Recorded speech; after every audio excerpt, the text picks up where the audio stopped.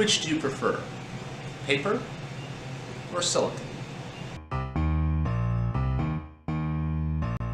So, I'm a millennial, and as such, I've been able to have access to the latest and greatest technology for a good chunk of my life, but I started out in what many today consider the Stone Age, working with physical things that were printed on paper. And personally, I really love books. Books, I love the weight, I love the feel, I love the smell, I love the action of getting hold of it, opening it up for the first time, and I love seeing myself progress from it.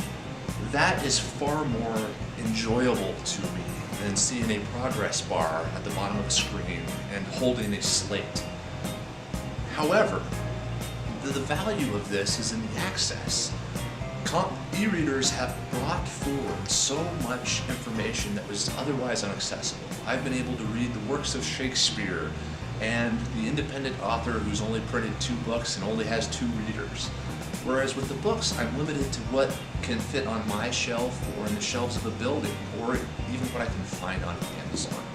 So from a practical standpoint of the transfer of information, this is better.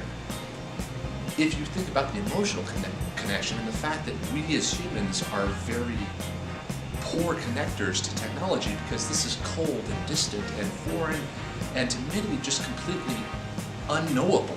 It's basically magic in your hands. You touch it and something appears, whereas paper gives you a comfort of knowing and understanding it.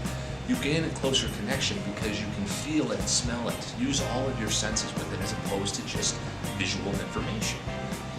But there's another thing that comes along with books that I don't think exists yet with e-readers in any kind of context and gives them a certain level of power over e-readers.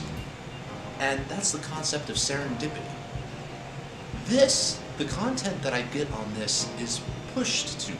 It's based on the data that a company like Amazon contains about my reading habits. If I read, say, Creativity Inc., they will then push me more books from either Ed Catmull or from his peers or related to Pixar, because Creativity Inc. is about Pixar and how Ed Catmull managed people. But I digress. I will only get books similar to this book. That's not a dissemination of new ideas. If I'm trying to read this book on an e-reader, the next book will be similar to it. And therefore my ideas will never expand, will never grow, will never go beyond his opinion or these ideas around this particular context or category. If I read science fiction, I will only be recommended science fiction. If I read nonfiction, I will only be recommended nonfiction books. If you like reading about mice, you will be recommended books about mice. If you are reading children's books, you will only be recommended children's books. That is how the algorithms are meant to function. They are meant to push a sale based on what your interests are. But our interests are diverse. Why would I only want to read this kind of book all the way through on this Kindle, or that type of thing, or that same author? Suppose I disagree with them and want to see what the other side says. Those recommendations don't come through very often. Books.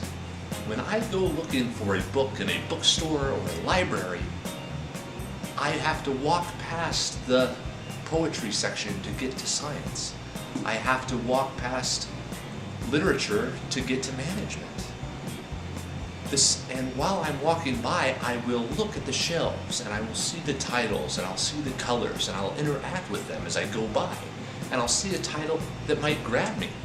And I may pull a book out from a category or a topic that I otherwise would never have grabbed or would never have been recommended. The physicality of books allows us to interact with them on a level that encourages serendipity and therefore encourages new ideas. When we're looking for one thing, we may find another. Whereas with online content, you only find what you look for, and then you are only given what you have looked for.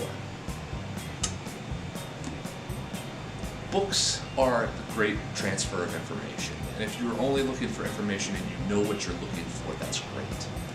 But in our modern society where there are so many ideas, we are put inside of a box, quite literally, of our preferences. We're pushed what we want, what we like, what we share. We are provided more of that, which basically creates an echo chamber. Whereas in the past, you couldn't get to what you wanted without going through other things that you may not care about, but you should know. Serendipity has disappeared with technology. And I think that's what gives books just a little bit of an edge still, if people are still interested. So pick up the weight, learn to carry it around, and enjoy it. It's a greater experience, and you never know what you might find along the way that's hidden with this.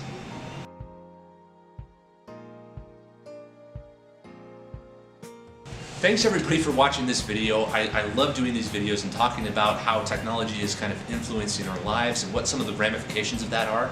If you'd like to see more, go ahead and look at my next video, or go ahead and click down below and subscribe. I'm going to be doing these videos as often as I can. Have a good day, everybody.